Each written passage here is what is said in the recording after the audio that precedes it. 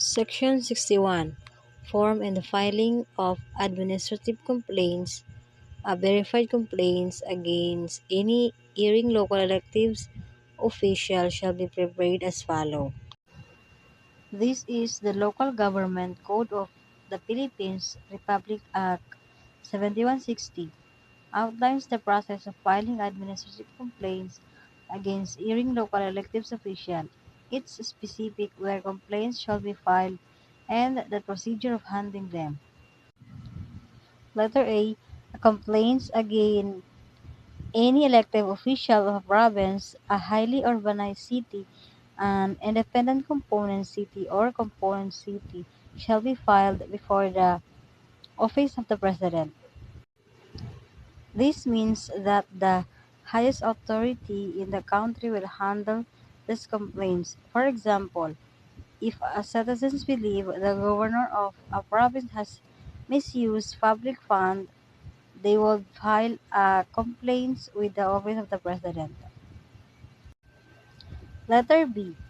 Complaints against any elected official of a municipality shall be filed before the Sangguniang Panlalawigan, whose decision may be applied to the office of the President. Addresses complaints against elected officials of municipalities. These complaints are filed with the Sangguniang Panlalawigan Provincial Board. The Provincial Board will then investigate the complaints and make a decision. However, this decision is not final and the respondent can appeal it to the office of the President. For example, if a resident of a municipality believes their mayor has neglected their duties, they will file a complaint with the provincial board. If they disagree with the provincial board decision, they can appeal to the office of the President. Letter C. Complaints against any elected barangays official shall be filed before the Sangguniang Panlungsod or Sangguniang Bayan concerned, whose decision shall be final and executory. These complaints are filed with the Sangguniang Panlungsod, City Council or Sangguniang Bayan, Municipal Council, depending on the location of the barangay. This decision of the city or municipal council is final and executory, meaning there is no further appeal process.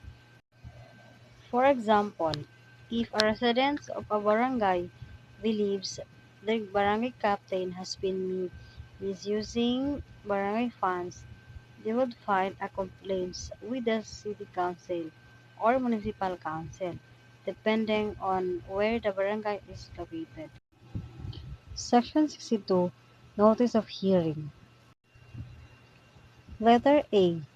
Within 7 days after the administrative complaint is filed, the office of the President or Sangguniang concerned, as the case may be, shall require the respondent to submit his verified answer within 15 days from receipt and commence the investigation of this case within 10 days after receipt of such answer of the respondent.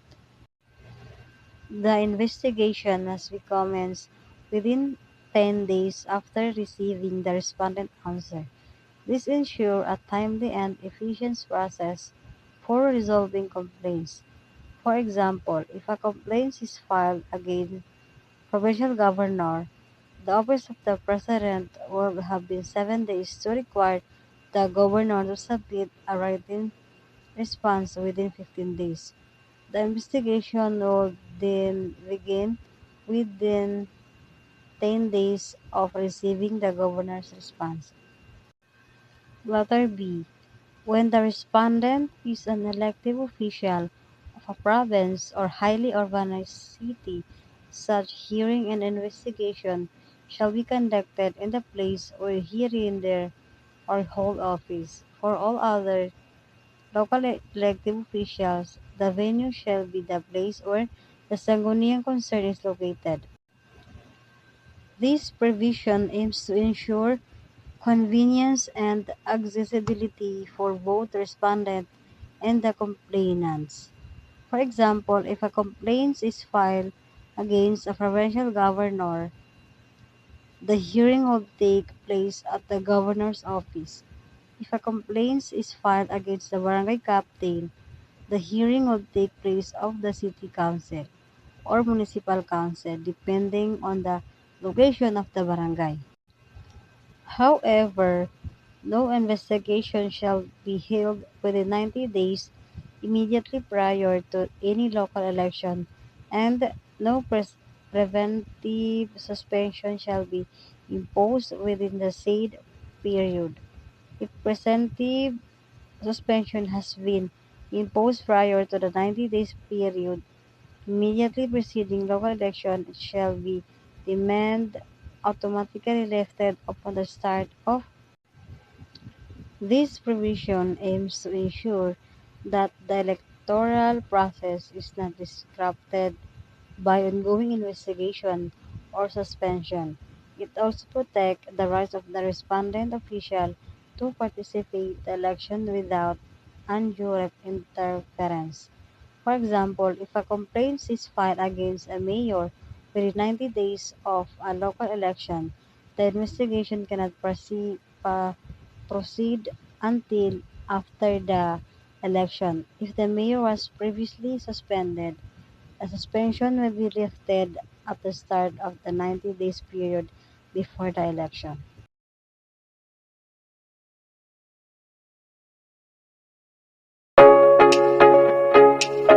Assalamualaikum warahmatullahi wabarakatuh. A good day everyone, especially to you sir. So this is the continuation of Miss Abaykan report. So today I will be discussing you the section 63 or preventive suspension. So ano nga ba yung preventive suspension? So, the preventive suspension is a temporary removal of an official from their position during an ongoing investigation or administrative proceeding. Its primary purpose to ensure that the integrity of the investigation is maintained and to prevent the official from influencing witnesses or tampering with evidence. Ito ay isang hakbang na maaring ipatupad laban sa mga opisyal o empleyado ng gobyerno na nahaharap sa mga kasong administratibo. So, isa sa mga layunin nito ay upang hindi manghimasok ang empleyado sa pagproseso ng investigasyon. Kasi 'di ba, may mga taong may malakas na connection. So malalapit sila sa malalaking tao kasi nga empleyado sila ng gobyerno. So maaari nila itong gamitin laban sa iyo or sa taong inaakusahan or taong lumalaban sa kanila. So maari nilang baliktarin ang pangyayari. Kaya nagkaroon ng preventive suspension. So ang suspension ay nagtatagal ng 60 days hanggang 90 days. So if the investigation not already done, maaari itong ma-extend but kailangan ang sapat na dahilan. So ito ay ipapatupad lamang kung ang nasabing paglabag ay may malubhang epekto sa serbisyo o integridad ng institution. At ang isang empleyado na inakusahan ay binibigyan din ng karapatan upang ipaglaban ang kanilang sarili sa pamamagitan ng pagguha ng isang abogado. Ang suspension na nasabi ay magtatagal ng 60 days hanggang 90 days kung ito ay mayroon pang kasunod na kasong ipapataw sa kanya. So, kapag nakumpleto na ang pagsuspende, ang official ay automatikong makakabalik sa kanyang posisyon. Kung hindi napatunayan na siya ay may kasalanan. Ngunit ang paglilitis sa kanila ay hindi pa nagtatapos at ito ay nagtatapos sa loob ng 120 days sa loob ng isang taon. Maliban lamang kung napatunayan ang isang official ay may ginawang kasalanan kaya hindi na siya makakabalik sa kanyang posisyon. So, the question is, makakatanggap pa ba yung taong nasuspendi ng kanilang sweldo? So, the answer is no. Habang sila ay nakasuspendi, hindi mo na sila makakatanggap ng kanilang sweldo. So, ano ba yung mga taong sinasabi ko na ito? Yung mga taong officials. So, halimbawa nito is yung mga barangay officials, gobernador, yung mga mayors. So, sila yung mga taong sinasabi sa section na ito. So, maaari silang masuspende kapag yung pera para sa development ng isang community ay ginamit nila para sa kanilang sariling interes. So, now, let us proceed on this section 64. So, salary of responded pending suspension. So, what will happen kapag ang isang official ay nasuspendi? So, ito na yung sinasabi ko kanina. Patuloy pa rin ba ang pagtanggap niya ng kanyang sweldo? So, what will happen kapag ang isang so, Section 64, Salary of Responded Pending Suspension. So, ito na yung sinasabi ko kanina. So, what will happen kapag ang isang official ay nasuspendi, patuloy pa rin ba ang pagtanggap niya ng kanyang sweldo? So, the answer is no. So, maaari maging no, maaari din maging yes. So, saan ba ito mapupunta? So, ito ay walang ibang mapupuntahan at makukuha pa rin niya lahat ng kanyang sweldo kapag natapos na ang kanyang suspension, pati na rin ang kanyang mga bonus. So, maaari siya maging no kapag ang isang official ay napatunayan na may ginawang kasalanan laban sa autoridad or may ginawang or kapag halimbawa kapag ang isang official ay ginamit niya yung pondo or pera para sa bayan, ginamit niya ito para sa kanyang sariling interes, so maaring hindi na niya makuha yung kanyang sweldo kapag ito ay napatunayan. Let's proceed on this section 65, rights of the respondent. So, sa section na ito ay nagsasabi na binibigyan ng karapatan ang isang official na ipagtanggol ang kanyang sarili, like what I said earlier, or kumuha ng kanyang abogado to confront and cross-examine the witnesses against him, and to require the attendance of witnesses and the production of documentary process of subpoena or subpoena doxisticum.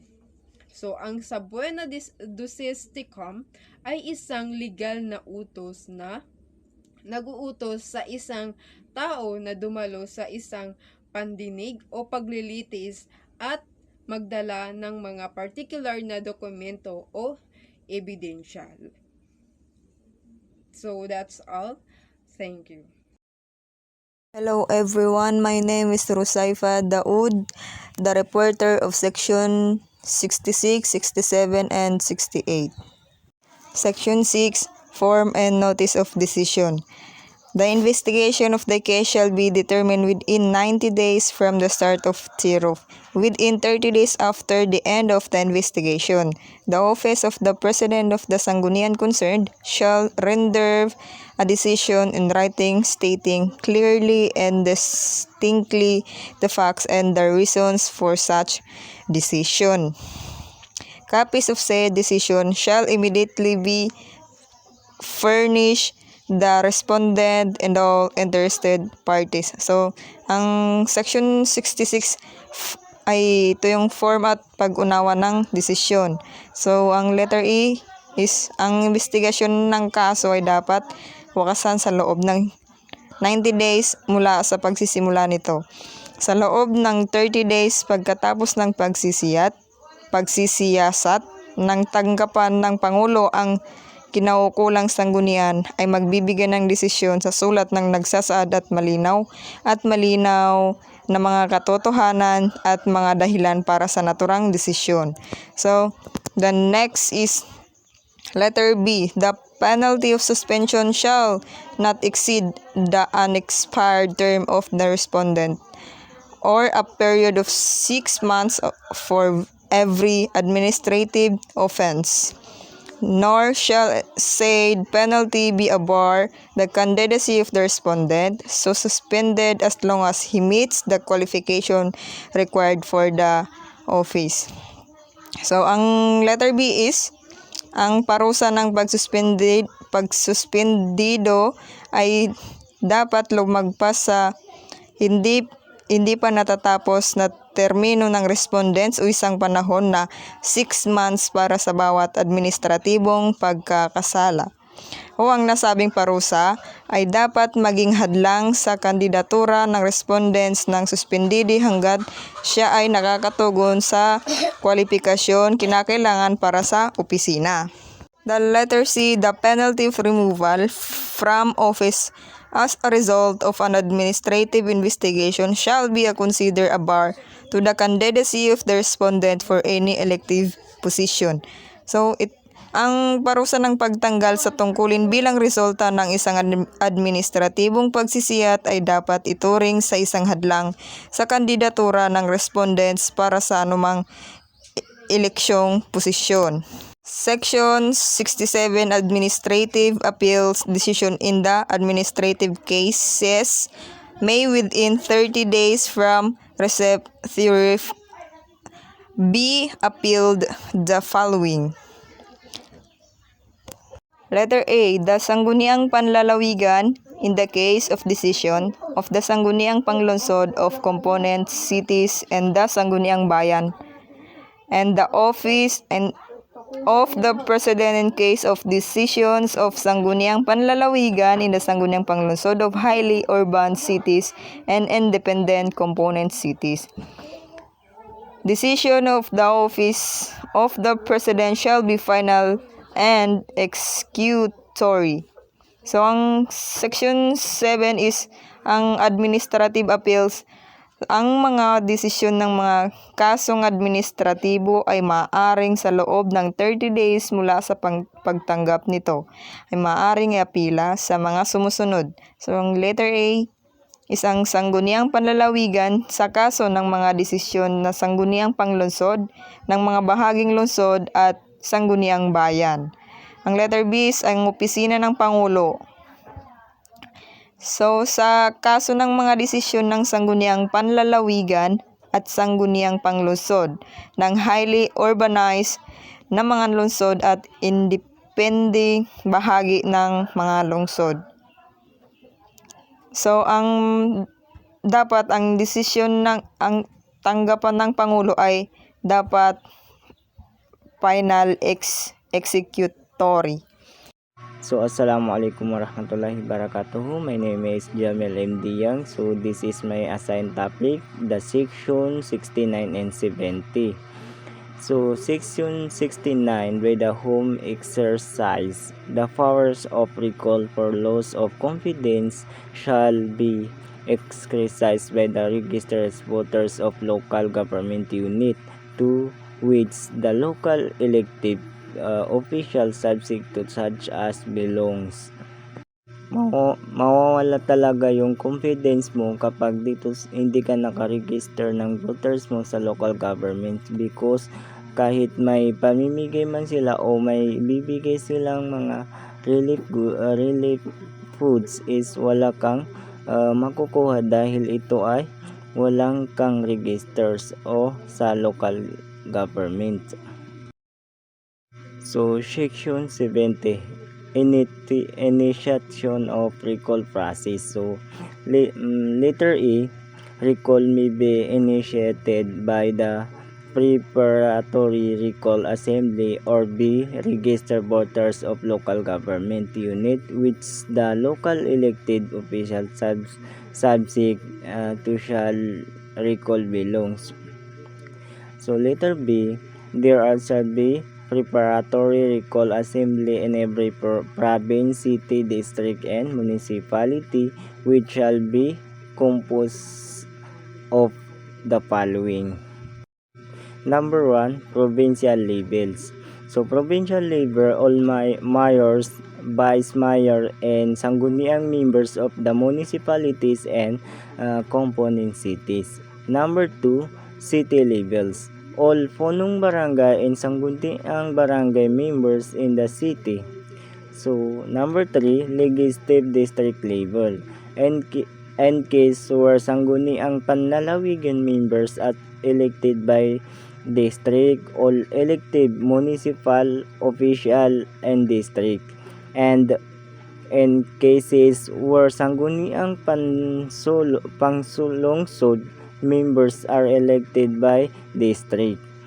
All elected barangay official is district, and lastly is the municipal level.